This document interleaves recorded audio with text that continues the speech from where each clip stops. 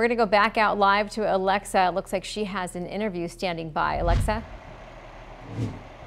Yeah, Karina, I am here with a resident who lives just a couple blocks away from where this fire broke out. Dan, thank you so much for joining us. Can you talk about where exactly you live in relation to where the flames are right now? Yeah, this is Sea Ridge Court. I'm at the next street over, Beachcomber. So it's like a half a block away. Where were you when you heard about this fire? I was coming home from work. My wife texted me. She said there's a fire close to the house. And sure enough, when I came up the freeway, boom, it was right there. I came out right away, and I was worried I didn't think it would cross the freeway, but it's unbelievable how fast that crossed the freeway and got into this property here. This poor guy here, it was so close, but the firefighters were stellar. They got on it quick. There must have been 40 guys out there fighting it. Thank God the ocean's right there, so the water supply is right there, so they're dumping all kinds of water on it. So they're doing a great job considering, I mean, you can see the wind out here, it's insane. So, yeah. What do you make of all of this? Have you ever experienced anything like this living here in Shell Beach? Never. I never ever thought that we'd have an issue with fire crossing the freeway like that. Never.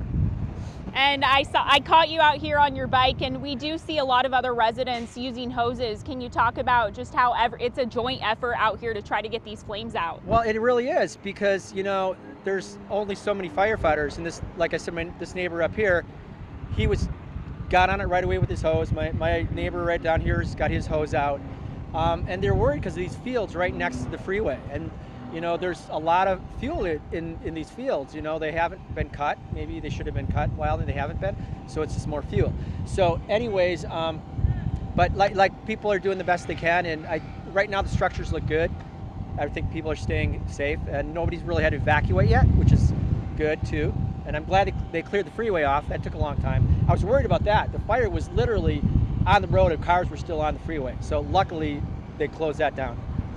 And I was over near the hotel, the Cliffs, and I saw that the palm trees were actually on fire. Were the flames anywhere near your home at all? No, in fact, that's the reason I got on the bike. I wanted to check out, my wife told me about the Cliffs, so I went down there, and that's under control. No, I'm about 4 homes in, you know, so like these guys are in the worst situation, and then, you know, my neighbor that's using the hose, he's right there on the front line, and I'm about 4 back.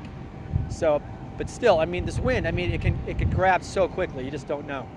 And I think it's going to be a while for this wind to die down, all night maybe. And there's a lot of hot spots out there, so they have to be diligent and keep watching this stuff. All right, Dan, thank you. No problem. Stay safe. Yeah, thanks.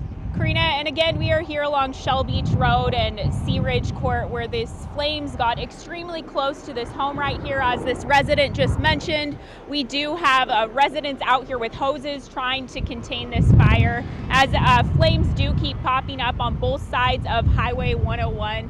Back to you. Well, I think he summed it up in one word: insane. He used that word, and I think a lot of us are thinking that as we see the winds and the flames along Highway 101 and the 100 homes threatened and the highway closed in both directions.